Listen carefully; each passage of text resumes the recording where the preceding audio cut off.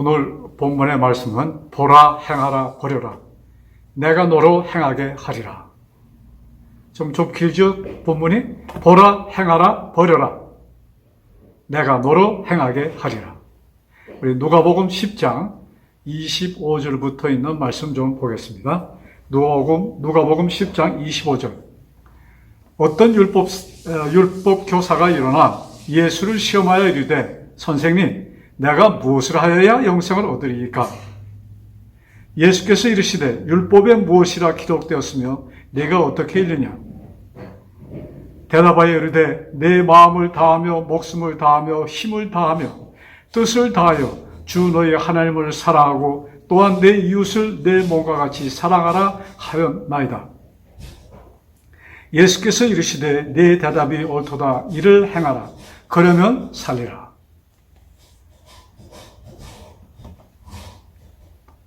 우리 이제 마태복음으로 갑니다. 마태복음 19장에 있는 말씀 봅시다.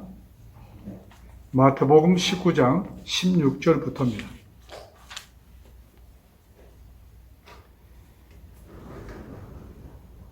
어떤 사람이 주께 와서 이르되 선생님이여, 내가 무슨 선한 일을 하여야 영생을 얻으리이까? 예수께서 이르시되 어찌하여 선한 일을 내게 묻느냐? 선한 이는 오직 한 분이시니라. 네가 생명에 들어가려면 계명을 지키라. 이르되 어느 계명이니까? 예수께서 이르시되 살인하지 말라, 간음하지 말라, 도둑질하지 말라, 거짓 증거하지 말라, 내 부모를 공경하라, 내 이웃을 내 자신과 같이 사랑하라 하신 것이니라. 그 청년이 이르되 이 모든 것을 내가 지켜 싸운데 아직도 무엇이 부족하나이까?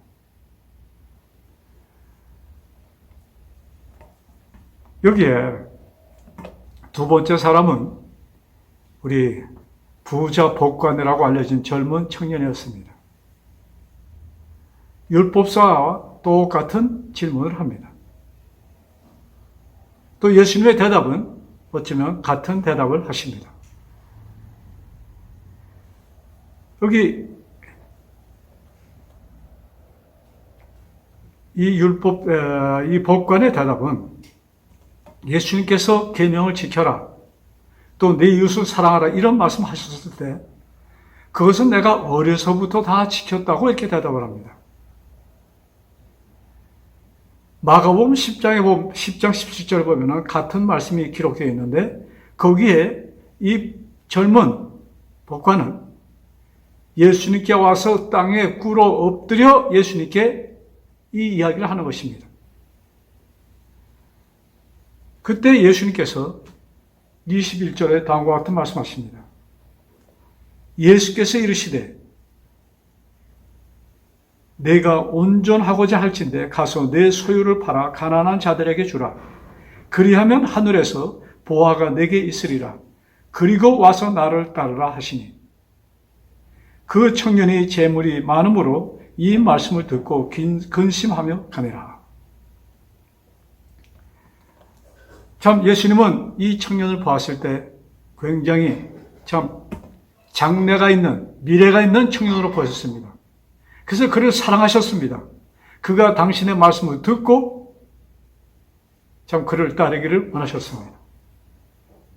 어느 누구에게도 예수님께서 나를 따라 이런 말씀을 쉽게 하지 않으셨습니다. 예수님의 제자를 12제자를 택하신 그때의 외에 이런 말씀하신 것은 이것이 첫 번 케이스가 아닌가 봅니다.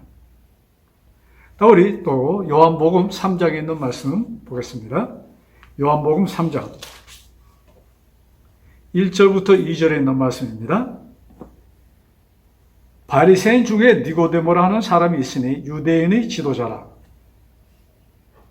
2절 그가 밤에 예수께 와서 이르되 라삐여, 우리가 당신은 하나님께로부터 오신 선생인 줄 아나이다. 하나님이 함께 하시지 아니하시면 당신이 행하시는 이 표적을 아무도 할 수 없음이니이다. 자, 이는 니고데모는 사내들인 회원입니다. 즉 그는 정치가였습니다. 그래서 그는 그 두 사람 전에 율법사와 관리하고는 틀리게 아주 그 질문도 이렇게 둥그렇게, 예? 좀 이런 표현을 쓸 수 있는지 모르겠네요. 아주 정치에 아주 그 익숙한 사람이기 때문에 직접적인 질문보다는 이렇게 둘러서 질문합니다. 자, 근데 여기에 예수님의 대답이 굉장히 참 뜻밖의 대답입니다. 3절, 예수께서 대답하여 이르시되 진실로 진실로 내게 이르노니 사람이 거듭나지 아니하면 하나님의 나라를 볼 수 없느니라. 네가 다시 태어나지 않으면 하나님 나라를 볼 수 없다, 이렇게 말씀하십니다. 자, 그 다음, 그때 니고데모가 참 너무나 터무니없어서 하는 질문이 있죠? 아니, 이 늙은이가, 이 나이 많은 사람이 어떻게 엄마 뱃속에 들어갔다 다시 나옵니까? 그때 예수님께서 5절에 다음과 같은 대답을 하십니다.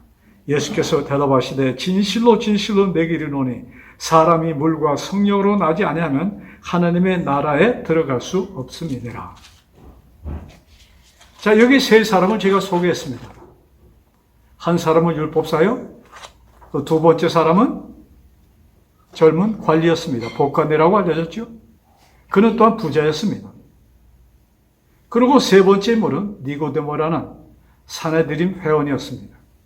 정치가였습니다. 자, 이 세 사람의 공통점이 있어요. 물론 그들은 다 유대인이죠.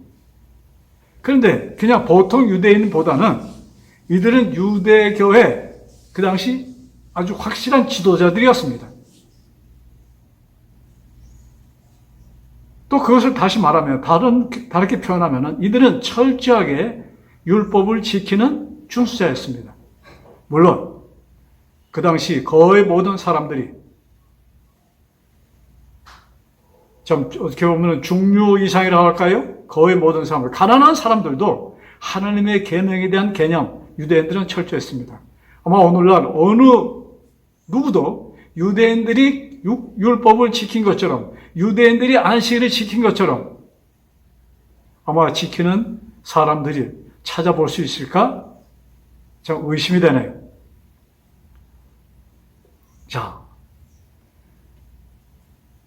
그 다음 두 번째는 이 세 사람 모두 영생을 얻기를 갈망하였습니다. 또 세 번째 공통점은 영생을 갈망하였으나 확신이 없었습니다. 그런데 이 사실을 어느 누구에게도 털어놓을 수가 없는 것이에요. 개개인의 비밀이었습니다. 그 당시 유대인들의 사상, 개념, 우리 유대인들의 컨셉, 이 계명에 대한 컨셉, 여기 포르투게스로 콘세이토로 하겠죠? 영생의 길은 율법을 철저히 지키는 것이었습니다. 빈틈없이 율법을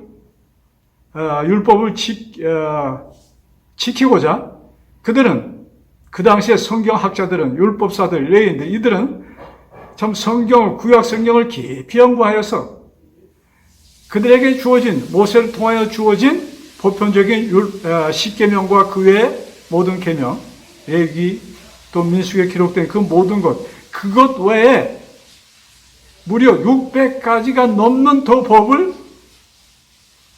더하여서 그 하나하나를 그들은 지키고자 굉장히 노력을 하였습니다. 아주 피곤할 정도로 그 계명을 지키는 자들이었습니다. 그런데 문제는 그들의 마음에 평화가 없었다는 얘기입니다. 왜? 혹시 내가 하나하나 지켜가다가 그 중에 어떤 잘못 지키지 못하는 것이 있으면 나는 영생을 받지 못할 것에 대한 이런 생각이 그들의 머리를 꽉 채우고 있었기 때문인 것입니다.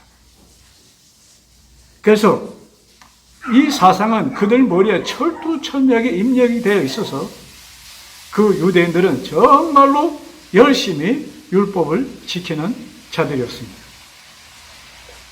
세월이 1000년, 1500년 지나서 하나님께서 주신 율법의 개념이 변질되었습니다. 자, 율법의 오리지널 율법의 개념이란 것은 무엇인가? 우리 그 말씀이 신명기 6장 5절에 기록되어 있습니다. 뭐 여기만이 아니고 여러 곳에 있지만 제가 두 군데 성경을 보겠습니다. 신명기 6장 5절. 너는 마음을 다하고 뜻을 다하고 힘을 다하여 내 하나님 여호와를 사랑하라.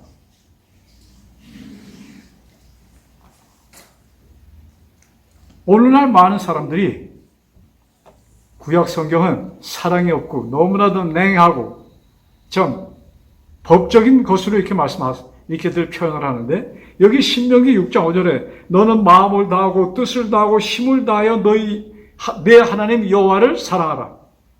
우리 레위기 19장 18절에 좀 봅시다. 레위기 19장. 자, 18절 보겠습니다. 원수를 갚지 말며 동포를 원망하지 말며 내 이웃 사랑하기를 내 자신과 같이 사랑하라. 나는 여호와니라. 와우. 여기 하나님께서 내 이웃을 내 몸처럼 사랑하라는 말씀하십니다. 원수도 사랑하라. 원수도 멸시하지 말라고 말씀하시면서 내 이웃을 내 몸처럼 사랑하라. 이것이 율법의 근간인 것입니다. 자, 그런데 예수님께서 이 땅에 오셨을 당시 그 유대 나라는 어떤 상태에 있었습니까? 참 아주 참담한 상태였습니다. 가장 극악무도한 로마 나라가 유대 나라를 속국으로 차지하고 있었습니다. 하나님이 약속하신 영광의 나라는 없고 비참한 그들의 모습을 봅니다. 왜 우리가 이 나라가 찬란했던 이 나라가 왜 이렇게 되었는가? 그들의 찾은 대답은 성경에서 그들은 그 답을 찾습니다. 그 말씀이 레위기 또 19장 1절 4절. 여호와께서 모세에게 말씀하여 이르시되 너는 이스라엘 자손의 온 회중에게 말하여 이르라. 너희는 거룩하라. 이는 나 여호와 너희 하나님이 거룩함이니라. 너희 각 사람은 부모를 경외하고 나의 안식일을 지키라. 나는 너희의 하나님 여호와시니라. 너희는 헛된 것들에게로 향하지 말며 너희를 위하여 신상들을 부어 만들지 말라. 나는 너희 하나님 여호와니라. 나는 거룩하니 너희도 거룩하라.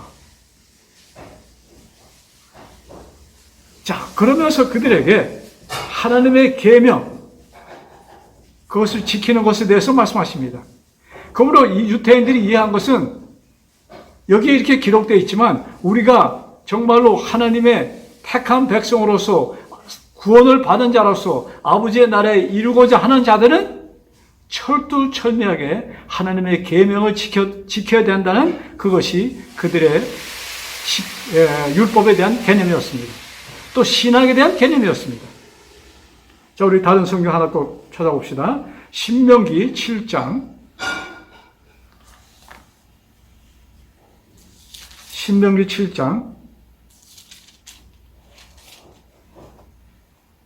9절부터 11절에 있는 말씀입니다. 그런즉 너는 알라. 오직 내 하나님 여호와는 하나님이시요 신실하신 하나님이시라.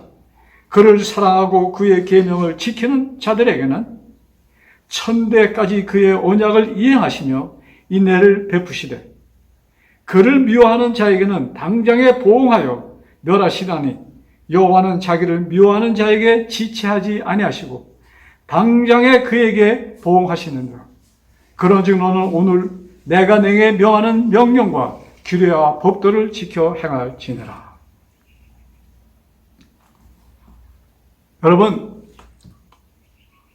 예수님께서 이 땅에 오셨을 때는 이스라엘에는 그들의 자랑거리였던 솔로몬의 궁전, 자랑거리였던 솔로몬의 성전, 이런 것은 다 없었습니다. 또 그들의 참 최고의 자랑거리가 되는 모세가 시내산에서 받은 돌비도 없었습니다.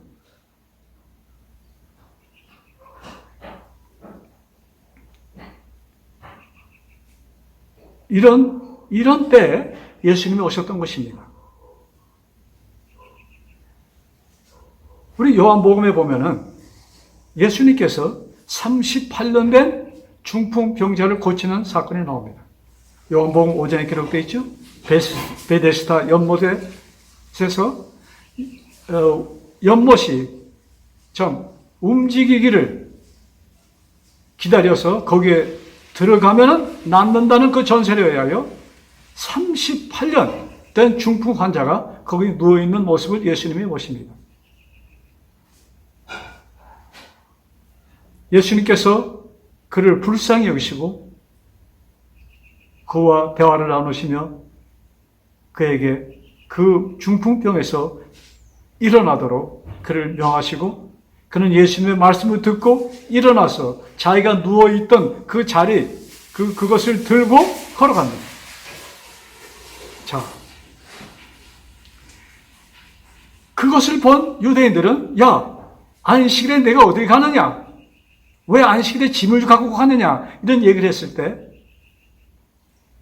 나를 낙태한 자가 그렇게 명하였습니다. 이렇게 대답합니다. 네, 그날은 분명히 토요일, 안식이었습니다. 그것 때문에 예수님을 정죄합니다. 예수님이 핍박을 받습니다. 여러분, 유대인들에게는 어떤 선한 일보다도 법을 지키는 것이 우선이라고 생각하였던 사람들입니다. 아무리 그것이 그 사람에게 필요한 것이라 할지라도. 그래서 사랑은 없어지고 법만이 참 활동하였다 할까요? 법만이 우세한 때였습니다.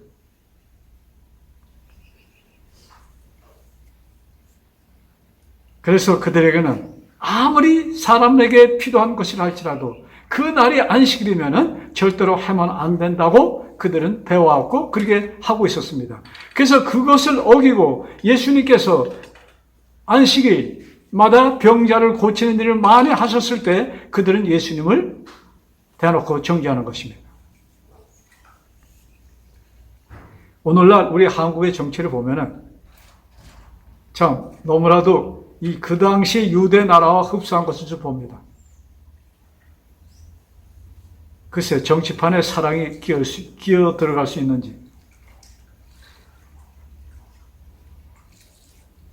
사랑이란 것, 용서, 이해, 이런 것은 완전히 사그라지고 법만 따지는 나라가 되었습니다. 굉장히 염려가 됩니다.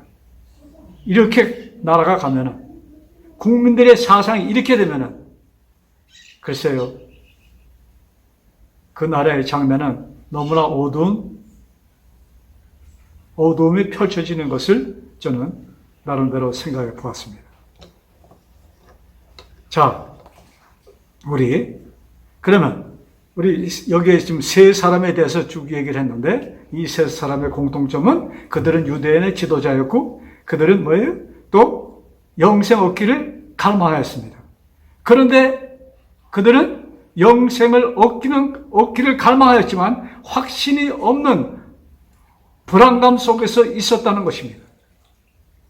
자, 처음에 본 그 말씀 누가복음 10장에 기록되어 있죠. 누가복음 10장 25절 우리 조금 복습하면서 다시 들어봅시다. 자, 율법사의 질문입니다. 선생님, 내가 무엇을 하여야 영생을 얻겠습니까? 그때 예수님의 대답은 율법에 무엇이라고 기록되어 있으면 너는 어떻게 읽느냐 이렇게 질문하십니다. 그때 그 율법사는 하나님을 사랑하고 이웃을 사랑하는 것이라고 이렇게 얘기를 합니다. 너무나도 예수님의 마음에 드는 대답이었습니다. 예수님께서 감명을 받으셨어요. 자, 그러시면서 그 대답을 들은 예수님께서 그러면 내가 얘기한 대로 지켜 행하라 얘기합니다. 지켜 행하라. 그때 율법사가 조금 마음이 기분이 과히 좋지 않았어요. 그래서 그는 다음에 질문을 던집니다. 선생님, 내 이웃이 누굽니까? 이 질문을 볼 때 우리는 오늘날 우리 지금 현대 이런 개념이 있기 때문에 이 질문에 대한 그 의미를 우리가 조금 오해할 수가 있습니다. 근데 이 유대인, 율법사의 그 개념 속에는 그들의 이웃은 오로지 유대 민족만이 될 수 있습니다. 그것도 그들 자신이 구분하여서 하나님의 멸시를 저주를 받은 무리들과 하나님의 복을 받을 무리들을 그들은 갈라놓습니다. 예를 들어서 본인과 같이 율법사, 제사장, 레위인, 법관, 관리 이런 사람들은 하나님의 복을 받은 자들이고 그들이 서로의 이웃이라고 그들은 이런 개념 속에 있었던 사람들입니다.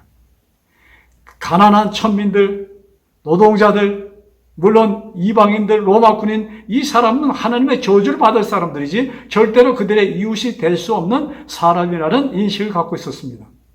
거기다가 또 그 바로 이웃 유대 나라 옆에 있는 그 이스라엘의 수도였던 사마리아 그 동네 사람들은 완전히 유대인들은 그들을 개처럼 취급하는 그런 상황에서 이 율법사의 질문은 내 이웃이 누굽니까? 이 질문은 할 만한 질문이었습니다. 그때 예수님께서 누가복음 10장 30절부터 37절 보면은 예수님께서 예루살렘에서 여리고로 내려가던 그 길에 어떤 사람이 강도를 만났다는 이 얘기를 합니다.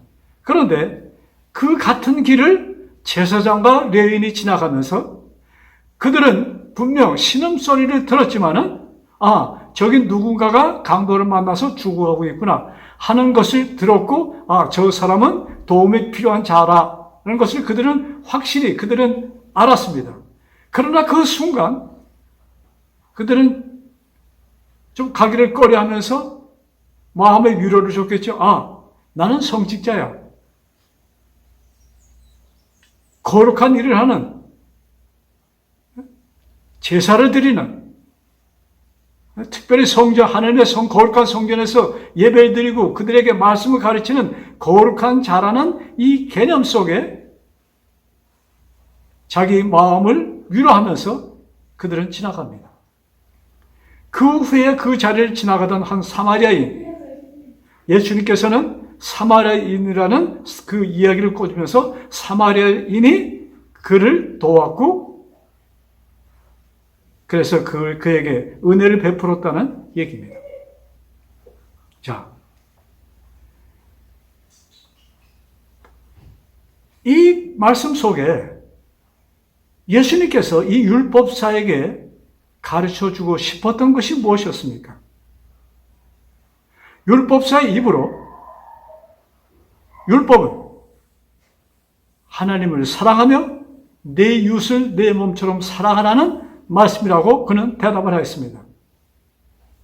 이제 그에게 이웃을 사랑하는 것이 무엇인가를 직접 실물 교훈으로 그에게 가르쳐 주었던 것입니다.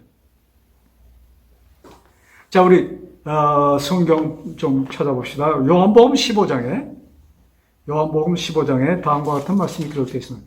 요한복음 15장 10절 또 12절에 있는 말씀입니다. 내가 아버지의 계명을 지켜 그의 사랑 안에 거하는 것 같이, 내가 아버지의 계명을 지켜 그의 사랑 안에 거하는 것 같이 너희도 계명을 지키면 내 사랑 안에 거하리라.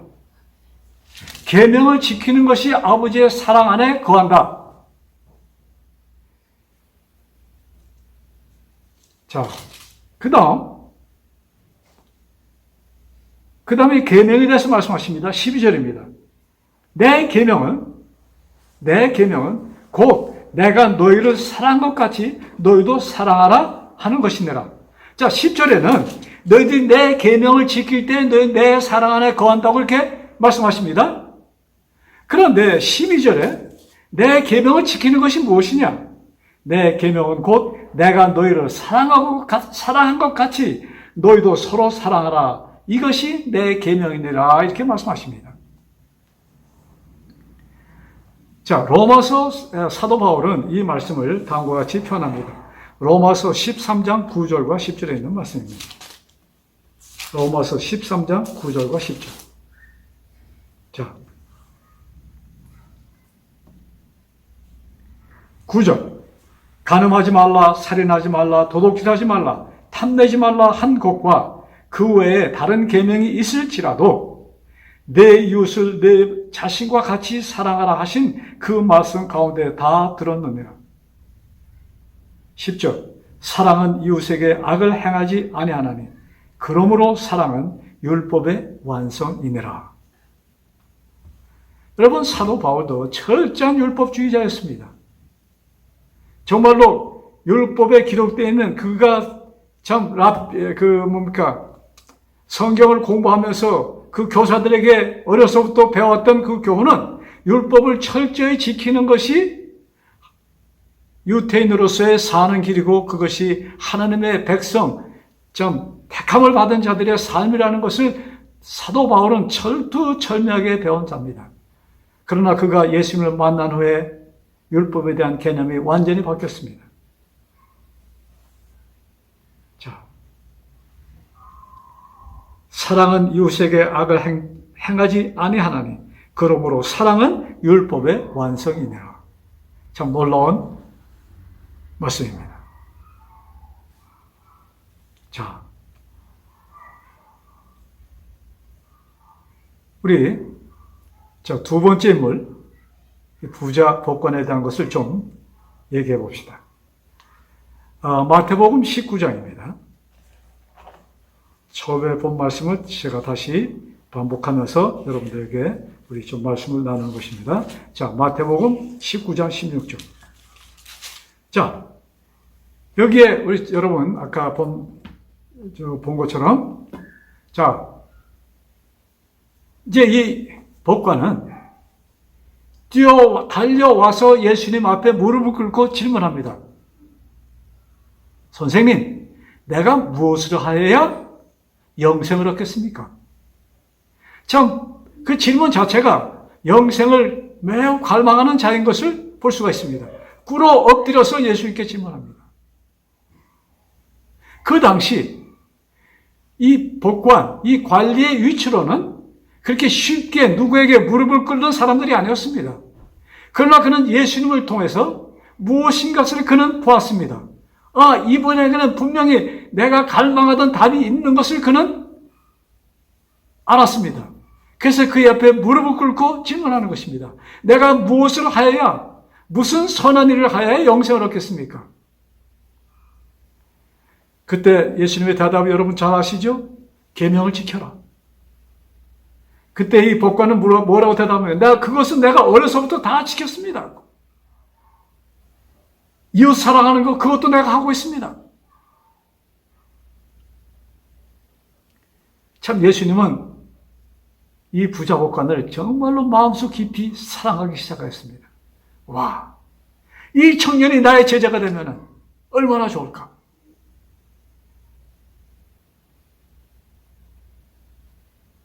그러면서 그에게 한 질문을 던집니다. 그런데 네가 완전하여 지고자 한다면 내 재물을 다 팔아 가난한 자에게 나눠주고 나를 따르라. 가난한 자에게 다 나눠주고 네 재산을 다 버리고 나를 따르라. 이 말씀이었습니다. 버려라. 청년은 재물이 많은 사람이었습니다. 그 대답을 들었을 때 너무나도 가슴이 아팠습니다. 하필 왜 이 질문을 하실까? 그는 그 다음 성경을 보면은 재물이 많아 근심하며 떠났다고 기록되어 있습니다. 참 안타까운 모습이었습니다. 예수님께서는 그의 모습을 보시고 아마 속으로 눈물을 흘릴 것이라고 생각해 봅니다. 그럴 때 그 광경을 지켜보았던, 그 대화를 다 들었던 제자들이 너무나도 황당한 예수님의 그 요구에 놀랐습니다. 아니, 예수님, 어떻게 하늘로 가는 턱이 너무나 높습니다. 이 얘기입니다. 자, 우리 마태복음 19장 23절부터 25절입니다.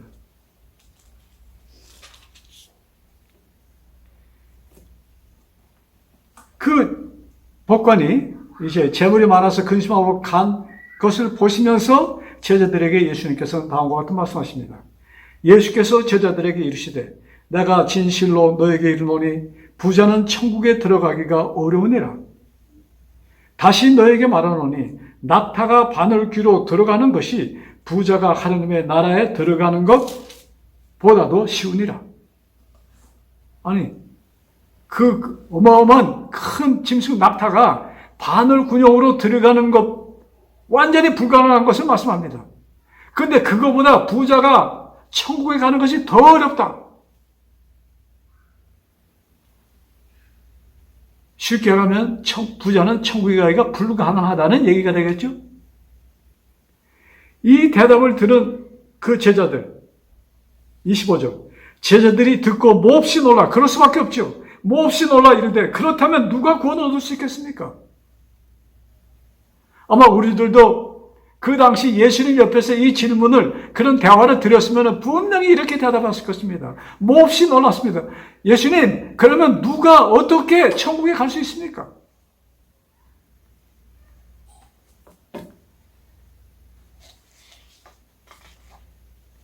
옛날에 제가 다니던 교회 한 목사님이 부임하셨습니다. 그러시면서 좀 작은 교회였어요. 교회가 세워진 지 10년, 20년, 글쎄 몇 년이 제가 기억을 잘 못하는데, 부흥이 안 됐어요. 처음에 시작한 사람들이 그냥 그대로 유지하고 있었습니다. 새로 들어오는 신자들이 없었어요. 그때 그 목사님이, 교회가 부흥하려면 턱을 낮춰야 됩니다. 이런 말씀하는 것이 지금도 제 귀에 생생하게 들립니다. 교회 턱을 낮춰야 된다. 참, 그것이 정답일까요? 자,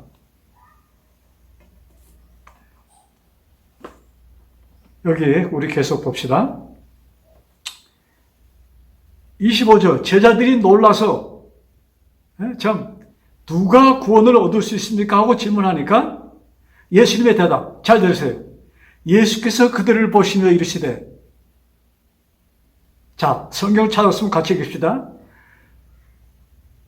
마태복음 19장 26절의 말씀입니다. 예수께서 그들을 보시며 이르시되 사람으로는 할 수 없으나 하나님으로서는 다 하실 수 있느니라. 아멘. 사람으로서는 할 수 없으나 하나님으로서는 다 할 수 있느니라. 여러분, 이 말씀 보니까 기억나는 것이 있나요? 하나님께서는 명령을 하십니다. 행하라, 버려라, 지키라. 그런데 성경의 모든 명령은 약속인 것을 여러분 절대 잊지 마세요.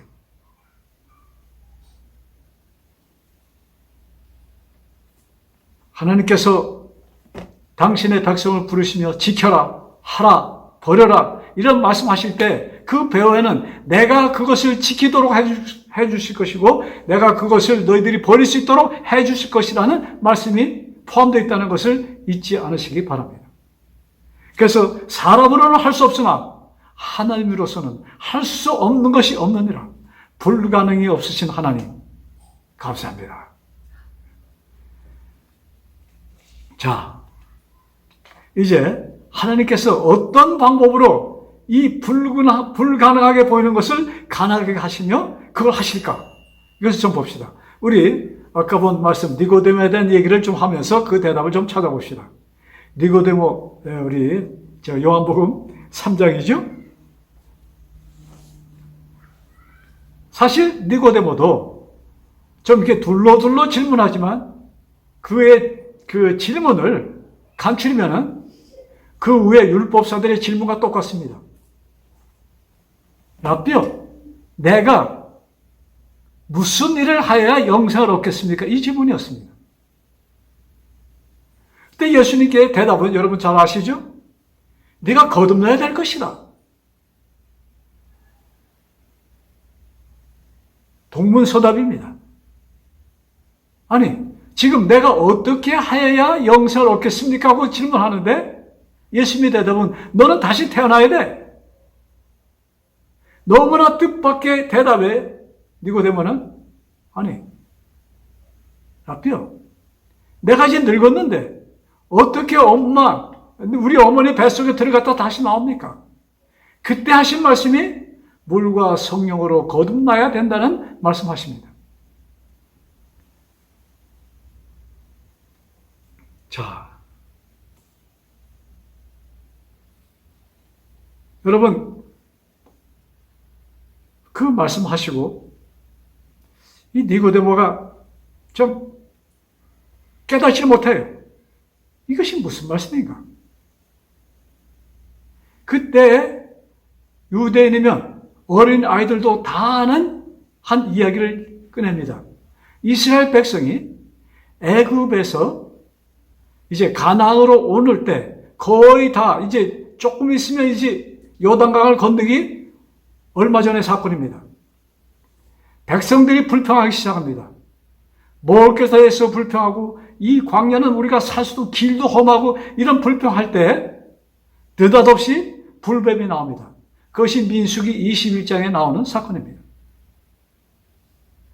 여러분, 불뱀은 사막에서 사는 뱀들입니다. 불뱀은 한 20cm 그 정도 아주 작은 뱀이라고 그래요. 근데 모래에 숨어 있다가 머리만 싹 들고 있다가 그러니까 색깔도 모래와 같아서 이 뱀이 있는지 없는지도 알아보기 힘든 뱀들이었습니다. 근데 그 뱀들이 갑자기 이스라엘 백성을 물기 시작했습니다. 여러분, 이스라엘 백성은 40년 동안 광야에서 지냅니다. 근데 그전에는 그 뱀들이 없었나요? 있었습니다. 그러나 하나님께서 다 이스라엘 백성을 보호해 주셔서 그 전에 어느 누구도 불뱀에 물렸다는 이야기가 성경에는 기록이 없습니다. 근데 이날 불뱀이 나와서 수만 명의 사람을 봅니다. 사람들이 죽어가기 시작합니다. 이 불뱀은 얼마나 독이 많은지 1분 안 돼서 그 불뱀에 물리면 죽는다는 이야기들이 있습니다. 어떤 사람들은 20초 안에 사람이 죽는다는 얘기를 합니다. 자, 백성들이 아우성칩니다. 와, 우리가 하나님께 원망하였더니 이런 일이 생겼구나 하면서 모세에게 달려가서 이 백성이 우리 이러다가 다 죽습니다. 우리를 위해서 기도해 주세요. 그때 모세도 다급하지요. 백성들이 죽어갑니다. 그때 하나님께 울부짖습니다. 하나님, 이 백성을 살려주셔야 됩니다. 그때 하나님께서 무슨 대답하십니까? 민수기 21장 봅시다.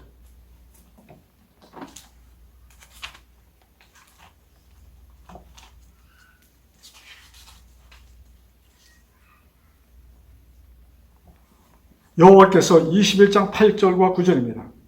여호와께서 모세에게 이르시되 불뱀을 만들어 장대 위에 매달아라. 물린 자마다 그것을 보면 살리라. 자, 불뱀을 만들어 장대 위에 세워라. 그러면서 그것을 보면 살리라. 보면 살리라. 9절, 모세가 노뱀을 만들어 장대 위에 다니 뱀에게 물린 자가 노뱀을 쳐다본 즉 모두 살더라. 하나님께서 모세에게 야 놋으로 뱀을 만들어서 네가 지금 이 불뱀과 같은 모양의 뱀을 만들어서 그것을 보면 살 것이다. 자, 노뱀을 쳐다본 즉 뱀에게 물린 자가 노뱀을 쳐다본 즉 모두 살더라. 놀라운 기적이죠. 니고데모에게 이 말씀하신 것입니다. 그러시면서 우리 요한복음 갑시다.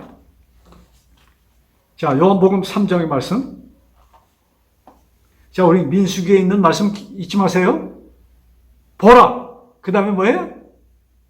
쳐다본즉 다 살더라. 자, 요한복음 3장 14절.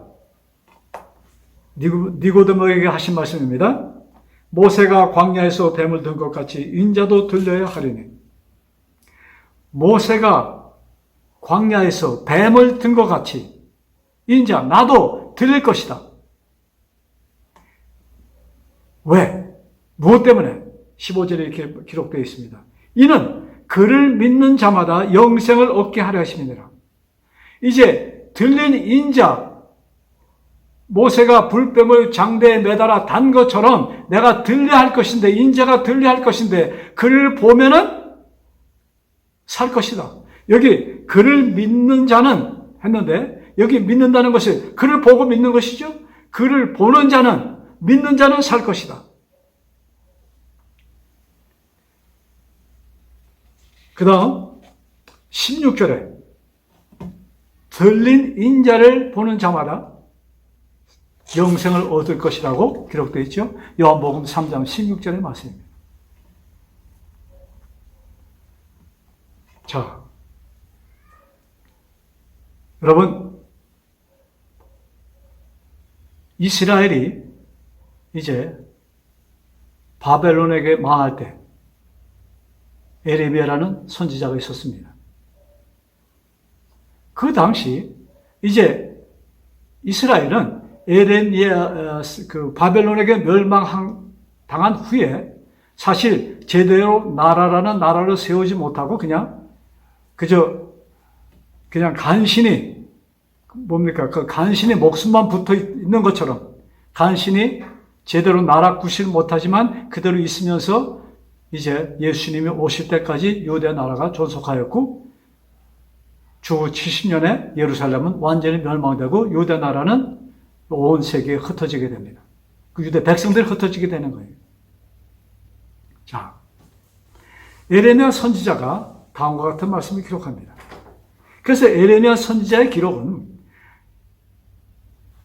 그 유대 나라가 국가적으로 유대 나라가 없어지는 때에 있었던 선지자입니다. 자, 그것을 명심하면서 에레미야 31장에 있는 말씀 봅시다. 에레미야 31장 31절.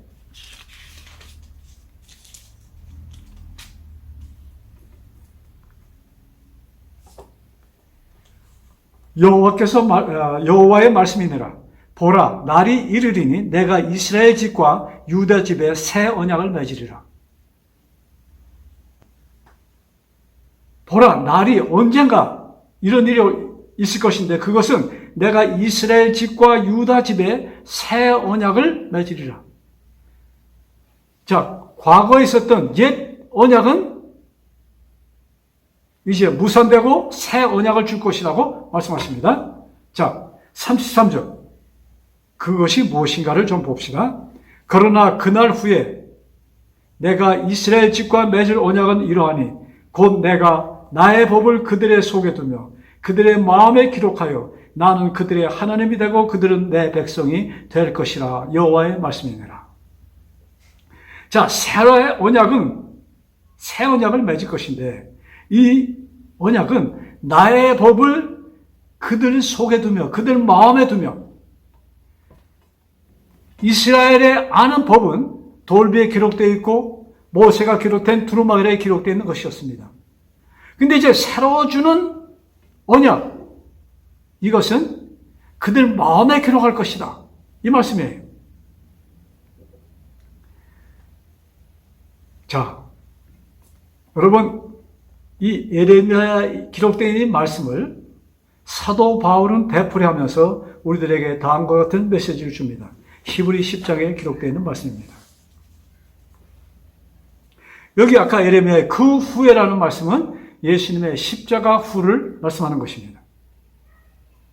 그래서 옛 언약은 십자가 전의 언약, 예수님께서 이 땅에 오시기 전에 모세를 통하여 주신 그 언약들, 그 다음에 새 언약은 십자가 후에 주어지는 언약을 말씀합니다. 옛 언약은 돌배에 새겨지고 두루마기에 기록되어 있지만 새 언약은 너희들의 마음에 기록될 것이다. 이 말씀이에요. 자, 히브리 10장 9절입니다. 자, 9절의 말씀 보기 전에 1절 제가 잠깐 볼게요. 10장 1절. 율법은 장차 올 좋은 일의 그림자일 뿐이요. 여기 율법은 뭐예요? 모세의 기록들. 율법은 장차 올 좋은 일의 그림자뿐이다. 여러분, 그림자는 본체가 오기 전에 그것이 유용할 수 있습니다. 그러나 본체가 오면은 그림자는 아무 의미가 없는 것이에요. 자, 이렇게 좀 이해하시면서 우리 10장 9절 봅시다. 그 후에 말씀하시기를 보시옵소서. 내가 하나님의 뜻을 행하러 왔나이다 하였으니, 여기 지금 내가 하나님의 뜻을 행하러 왔나이다, 이 말씀은 예수님께서 하나님께 드리는 말씀입니다. 그 후에 말씀하시기를, 예수님께서 이 땅에 오셔서 하신 말씀입니다. 보시옵소서. 내가 하나님의 뜻을 행하러 왔나이다. 그 뜻은 첫 것을 폐하시면 둘째 것을 세우려 하십니다. 첫 것을 폐하시면, 옛 언약을 폐하신 것은 둘째 것을 세우시려 합니다. 이 언약은 뭐예요? 십자가입니다. 십자가를 통해서 이루어질 언약. 10절. 이 뜻을 따라, 잘 들으세요. 이 뜻을 따라 예수 그리스도의 몸을 단번에 들이심으로, 십자가에서 예수님을 단번에 들이심으로 우리가 거룩함을 얻었노라. 우리는 예수님의 십자가를 통해서 거룩한 자들이 되었습니다. 여러분, 아까 레위기에 내가 거룩하니 너희도 거룩하라 이런 말씀하셨습니다. 근데 그 거룩함이 어떻게 이루어지는가? 예수님을 제물로 단번에 들이심으로 그것을 본 자들이, 그것을 믿는 자들이 거룩해진다는 얘기입니다. 자, 12절. 오직 그리스도는 죄를 위하여 한 영원한 제사를 드리시고 하나님의 우편에 앉으사, 여러 번의 제사가 아닙니다. 한 제사, 즉 당신의 몸을 제물로 드리는 십자가의 제사를 드림으로 하나님의 우편에 앉으셨다고 이렇게 기록합니다. 그 다음 13절. 그 후에 자기 원수들을 자기 발등상에 되게 하실 때까지 기다리시나니. 자기의 원수들을 발등상에 되게 하실 때까지, 언제입니까? 이제 마귀는 완전히 소멸될 것을 말씀하십니다. 예수님께서는 당신의 십자가를 통해서 마귀를 완전히 소멸시키는 일을 하시는 것입니다. 아직까지 마귀는 존재합니다. 그러나 그것은 지금 잠깐 동안 있는 생명을 유지하는 것뿐이지 실제적으로는 그는 소멸되었다고도 우리가 볼 수 있겠습니다. 자, 14절. 그가 거룩하게 된 자들을 한 번의 제사로 영원히 온전하게 하셨느니라. 당신을 제물로 드리심으로 그것을 바라보는 자들이 거룩해집니다. 그것을 믿는 자들이 거룩해졌습니다. 근데 그것이 얼마 동안? 거룩하게 된 자들을 한 번의 제사로, 드린 한 번의 제사로 영원히 온전하게 하셨느니라. 아멘. 예, 우리들에게 너무나도 힘을 주는 말씀입니다.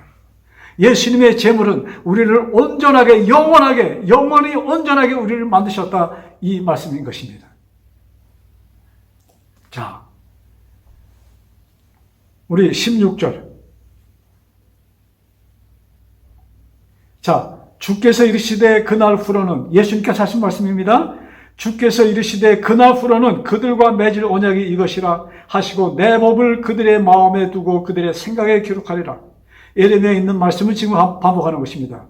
이 말씀은 누가 하신 말씀이에요? 예수님께서 하신 말씀이에요. 자, 예수님께서 성령을 통하여 예레미야에게 주시고 예레미야는 그것을 기록하신 것입니다. 그것을 이루러 예수님이 오셨다는 말씀입니다. 자, 19절. 그러므로 형제들아 우리가 예수의 피를 힘입어 성소에 들어갈 담력을 얻었나니. 자, 우리는 예수의 피를 힘입어 성소에 들어갈 담력을 얻었다. 예수님의 피를 통하여 성소에 들어갑니다. 옛날 구약 성경에 우리 이스라엘 백성들이 그들의 죄를 용서받기 위해서는 양을 잡았고 양을 가지고 제사장이 성소에 들어감으로 그들의 죄가 없어지는 그 과정을, 그런 제사를 그들은 드렸습니다. 그 당시 예배예요. 자, 그와 같이 이제 우리는 예수의 피를 힘입어 우리가 성소에 들어가는 것입니다. 이제는 양이 아니에요. 예수님의 피를 힘입어 그림자 되는 어린 양들이 아니고 그 짐승들이 아니고 이제는 본체신 예수님의 피를 가지고 성소에 들어갑니다. 자, 그러면 성소에 들어가면 어떤 일이 있는가? 20절. 그 길은 우리를 위하여 휘장 가운데로 열려놓으신 새로운 살길이요. 휘장 가운데로 열어놓으신 새로운 살길이요. 휘장은 곧 그의 육체니라. 여러분, 이제 예수님의 피를 가지고 성소에 들어갑니다. 성소에 들어가니까 지성소와 성소의 칸, 그것이 휘장으로 갈려져 있어요. 근데 그 휘장을 예수님의 육체라고 표현하십니다. 우리는 몸 되시는, 육체 되시는 그 예수님, 우리가 십자가를 보는 순간 우리들은 육체 되시는 예수님을 통해서 우리는 하나님의 보좌에 들어간다는 것을 얘기하는 것입니다. 예수님께서 부활하시고 승천하신 후에 하나님 보좌 우편에 앉으신 것처럼 이제 우리는 그 예수를 믿는 자들은 예수님을 통하여, 그의 육체를 통하여, 휘장을 상징하는 육체를 통하여 우리는 하나님 보좌 우편에 앉는다, 이 말씀입니다. 여러분, 지난 시간에 제가 마지막에 드린 말씀 기억하시는지 모르겠습니다. 시편 2편 7절에 너는 내 사랑하는 아들이라. 여러분, 내가 너를 낳았도다. 오늘 내가 너를 낳았도다. 우리는 십자가를 보는 순간 우리들의 그 죄는 완전히 소멸되었으며 완전히 없어졌으며 우리는 거룩한 몸이 되었고 우리는 그 거룩함이 영원할 것이라고 여기는 말씀하십니다. 그 모든 일들이 2000년 전에 이미 이루셨다는 말씀입니다. 우리들은 그것을 이제 믿을 때 그것이 이제 나의 것이 되며 이것이 나에게 영원한 영생이 되는 것입니다. 그래서 하나님께서 우리들이 모두에게 너는 내 아들이라 오늘날 내가 너를 낳았다. 예수님의 탄생을 상징하면서 주신 그 말씀, 똑같은 말씀을 우리에게 하시면서 너는 내 아들이라 오늘날 내가 너를 낳았다. 여러분, 이 말씀은 나를 위하여, 여러분들 모두를 위하여 주신 말씀입니다. 이 말씀을 믿으시고 힘차게 살아가는 우리의 삶이 되기를 간절히 바라면서 말씀을 마칩니다. 기도드리겠습니다. 하늘에 계신 저희들의 아버지, 정말로 저희들은 누추한 벌레 같은 인생들이지만 죽은 몸으로 태어났지만 2000년 전에 예수님의 십자가의 보혈이 나를 사망에서 생명으로 건져주셨음을, 옮겨주셨음을 다시 한번 확인할 수 있는 이 시간 주셔서 진심으로 감사합니다. 아버지,